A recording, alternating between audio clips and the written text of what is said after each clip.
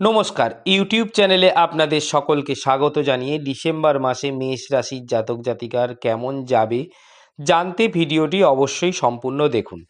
এছাড়াও এরকম দৈনন্দিন রাশিফল প্রতিদিন আমাদের প্রকাশিত হতে চলেছে, তাই ভালো লাগলে ভিডিওটি অবশ্যই সম্পূর্ণ দেখুন এবং জ্যোতিষ সংক্রান্ত যে কোনো খুঁটিনাটি বিষয়ে সম্পূর্ণ বিনামূল্যে পরামর্শ পেতে আমাদের ফোন করতে পারেন এই নম্বরে 7003292110।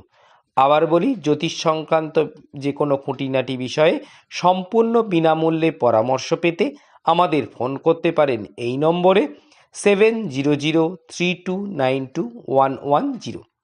এবার বলি ডিসেম্বর মাসে মেষ রাশির প্রসঙ্গে। মেষ রাশির জাতক জাতিকার বর্তমানে শনির 7.5 চলছে, তাই ডিসেম্বরের প্রথম সপ্তাহ বাদ দিলে পুরো মাসটাই ব্যয়ভাব বৃদ্ধি পাবার সম্ভাবনা দেখা যায়। তবে যেহেতু দেবগুরু বৃহস্পতির সপ্তম দৃষ্টি আগাগোড়াই রাশিপতি মঙ্গলের ওপর থাকায় মনের সক্রিয় উদ্যোগ সেই ব্যয়ভাবকে কিছুটা হলেও কমাতে পারে। তবে যেহেতু আয়ের স্থানে রাহু বর্তমানে অবস্থান করছে নিজের নক্ষত্রে এবং রাহুর পঞ্চম দৃষ্টি দেবগুরু বৃহস্পতির ওপর থাকছে, সেক্ষেত্রে আয়ের ইনস্টেবিলিটি মনের উদ্যমী ভাবের ওপর যথেষ্টই পড়বে বলে মনে করা যায়। আবার বলছি, যেহেতু রাহুর পঞ্চম দৃষ্টি দেবগুরু বৃহস্পতির ওপর থাকছে এই সময়, সেক্ষেত্রে আয়ের একটা ইনস্টেবিলিটি কিন্তু মনের উদ্যমী ভাবের ওপর যথেষ্টই পড়বে বলে মনে করা যাচ্ছে এবং সেই আয়জনিত সমস্যা মনের ওপর যে প্রভাবটা ফেলবে তার জন্য কিন্তু ব্যয়ভাব বৃদ্ধি হওয়ারই সম্ভাবনা দেখা যায়।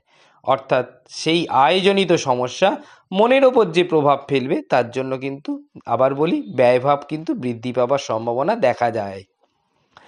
এছাড়া দ্বিতীয় পতি ও সপ্তম পতি শুক্র মেষ রাশির অষ্টম স্থানে মাসের প্রথম দিকে থাকলেও একদম শেষ দিকে তার নবম স্থানে থাকবে এবং তা মনের অধিপতি রবিযুক্ত হওয়ায় দাম্পত্য, অংশীদারি বা পার্টনারশিপ ব্যবসার জন্য সেভিংস অ্যাকাউন্ট থেকে ব্যয় হতে পারে।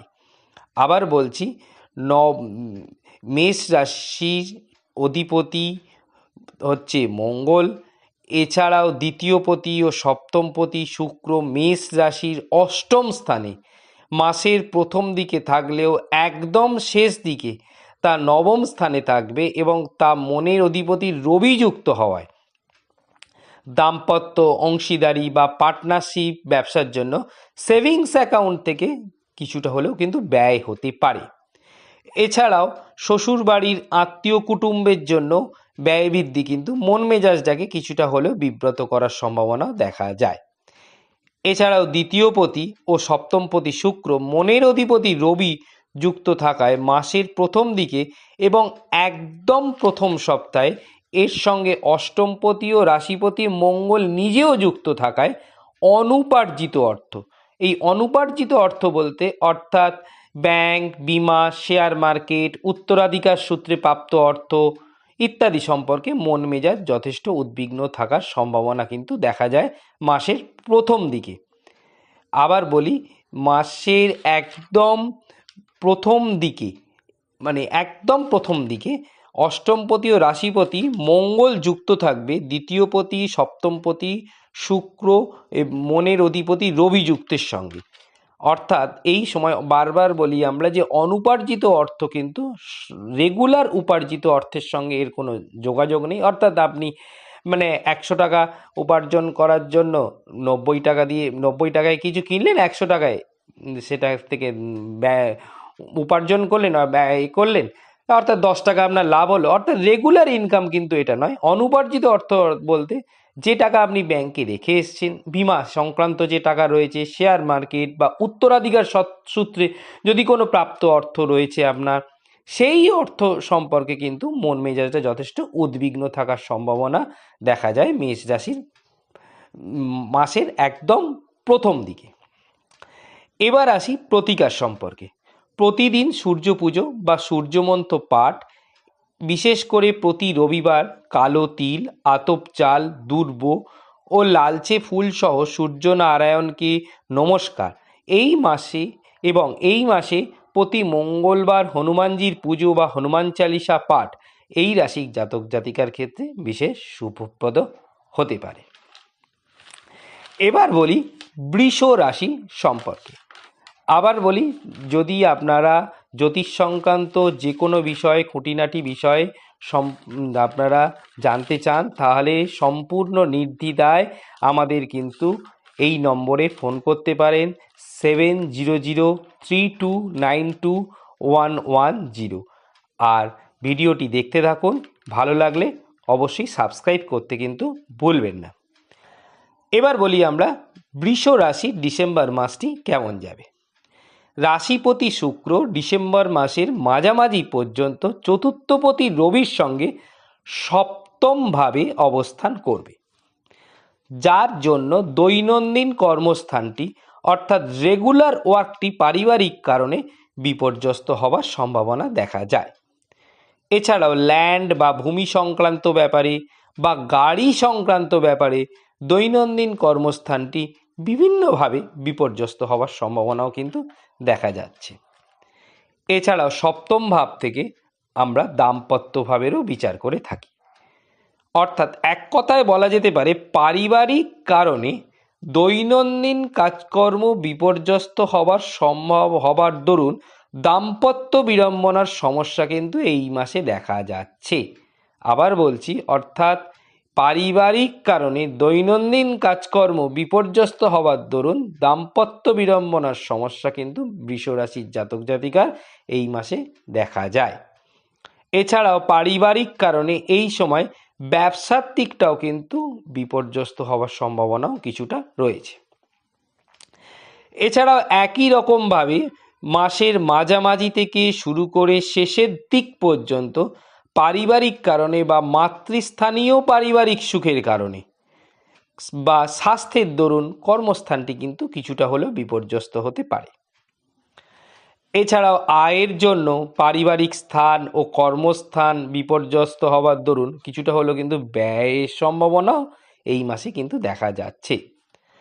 তবে একটাই খুব ভালো রয়েছে, যেটা দ্বিতীয় স্থানে বৃহস্পতির উপস্থিতি, যা ধনভাবকে কিন্তু বৃদ্ধি করার সম্ভাবনাও কিন্তু সঙ্গে সঙ্গে দেখা যায়।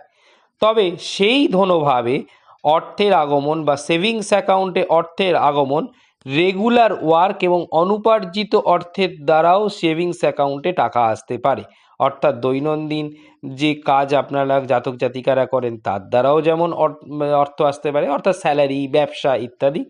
এছাড়া অনুপার্জিত অর্থ যেমন ব্যাংকে টাকা রাখা হয়েছে তার বাবদ কিছু স্পেশাল ইন্টারেস্ট, বিমা সংক্রান্ত ব্যাপারে বা উত্তরাধিকার সংক্রান্ত ব্যাপারে কিছু অর্থ, দুদিক দিয়েই অর্থাৎ রেগুলার ওয়ার্ক এবং অনুপার্জিত অর্থ সব দিক থেকে কিন্তু সেভিংস অ্যাকাউন্টে কিছু টাকা আসতে পারে। এবং শেয়ার বাজারও সেক্ষেত্রে এই অনুপার্জিত অর্থের ক্ষেত্র বলে গণ্য করা হয়, অর্থাৎ শেয়ার বাজারে কিছু রাখা আছে, শেয়ার বাজারেও এই সময় কিছু উন্নতি দেখা গেল, সেই শেয়ারের দরুনও কিছু বিশেষ কিছু টাকা কিন্তু সেভিংস অ্যাকাউন্টে এই মুহূর্তে এই মাসে আসতে পারে বৃষ রাশির জাতক জাতিকা। এছাড়াও তবে এবার বলি বৃষ রাশির জাতক জাতিকা স্বাস্থ্যের দিকটা। মাসের শেষের দিকে কফজনিত বা পেটে গ্যাস অম্বলজনিত কারণে কিন্তু স্বাস্থ্য বিঘ্নিত হওয়ার সম্ভাবনা কিন্তু রয়েছে। প্রতি সোমবার দেবাদিদেব মহাদেবের পুজো এই রাশির জাতক জাতিকাদের পক্ষে খুবই শুভদায়ক হতে পারে। এবার বলি আমরা মিথুন রাশি সম্পর্কে। আবার বলি, যদি আমাদের চ্যানেলটি আপনাদের ভালো লেগে থাকে তাহলে অবশ্যই সাবস্ক্রাইব করতে ভুলবেন না। এছাড়াও জ্যোতিষ সংক্রান্ত যে কোনো খুঁটিনাটি বিষয়ে যদি আপনারা জানতে চান সম্পূর্ণ নির্দ্বিধায় ফোন করতে পারেন 7003292110 এবং এর জন্য কোনো পারিশ্রমিক লাগে না। সম্পূর্ণ নির্দ্বিধায় আপনারা জ্যোতিষ সংক্রান্ত ব্যাপারে প্রশ্ন করুন এবং সম্পূর্ণ বিনামূল্যে আপনারা উত্তর পেয়ে যান। তাহলে শুনতে থাকুন মিথুন রাশির ডিসেম্বর মাসটি কেমন যাবে। ডিসেম্বর মাসের দ্বিতীয় সপ্তাহে মাসের শেষ দিক পর্যন্ত বুধ মিথুন রাশির ষষ্ঠ স্থানে মঙ্গলের ক্ষেত্রে অবস্থান করবে।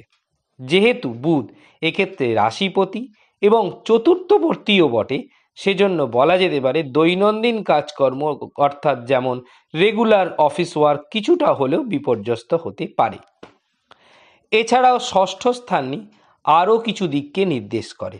কোনো স্থান কেটে যাওয়া ইত্যাদি কারণে স্বাস্থ্যহানি, কর্মস্থানের লোন ইত্যাদি সেক্ষেত্রে এগুলো নির্দেশ করে। সেক্ষেত্রে বলা যেতে পারে মিথুন রাশির কাজের জন্য স্বাস্থ্যের দিকটি কিন্তু খেয়াল রাখা উচিত এই সময়। এছাড়াও ব্যয়পতি ও মনের অধিপতি শুক্র মাসের বেশিরভাগটাই বুধের সঙ্গে যুক্ত থাকায় সেক্ষেত্রে কাজের স্থানে কিন্তু কিছু ব্যয়ের যোগ দেখা যায়। এছাড়া মাসের দ্বিতীয় সপ্তাহে তৃতীয়পতি রবিও সঙ্গে যুক্ত থাকবে এবং সেক্ষেত্রে এক কথায় বলা যেতে পারে মনের সক্রিয় ভাবটি কাজের জন্য কিন্তু ব্যয়ের দিকে অর্থাৎ খরচের দিকেই কিন্তু মন থাকবে।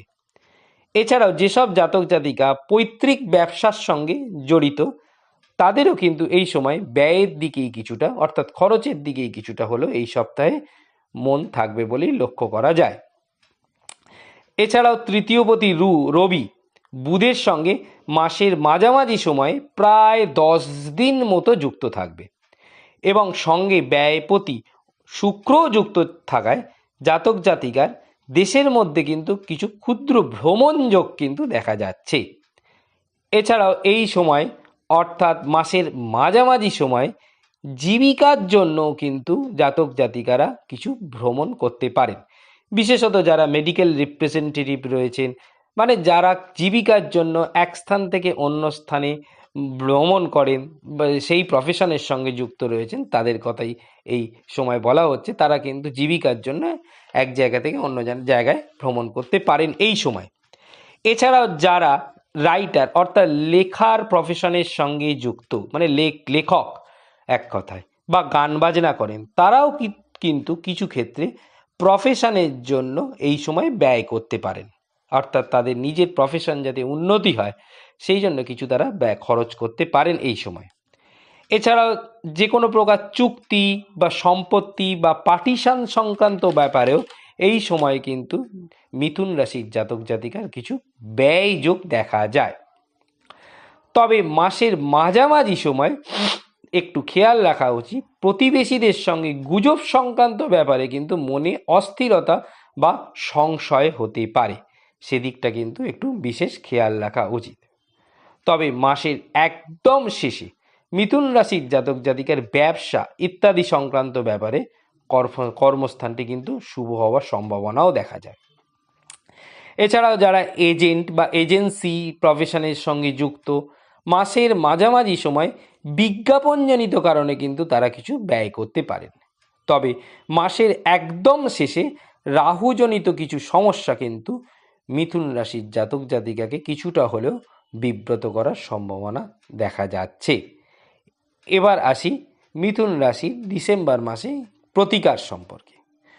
মিথুন রাশির জাতক জাতিকারা যদি নারায়ণের পুজো করেন তবে খেয়াল রাখতে হবে নারায়ণের পুজো করার সঙ্গে সঙ্গে তারা যদি একটু নারায়ণকে সাদা ফুল সহ পুজো করেন এবং সঙ্গে দেবাদিদেব সঙ্গে গণেশেরও পুজো করেন এই সময়, তাহলে কিন্তু মিথুন রাশির জাতক জাতিকা এই সময়টি কিন্তু যথেষ্ট ভালো হবার সম্ভাবনা দেখা যায়। অর্থাৎ যে কুপ্রভাবগুলো তাদের কর্মস্থানকে বিব্রত করে তুলছে সেই জায়গা থেকে কিন্তু কিছুটা হলেও তারা মুক্ত হতে পারেন।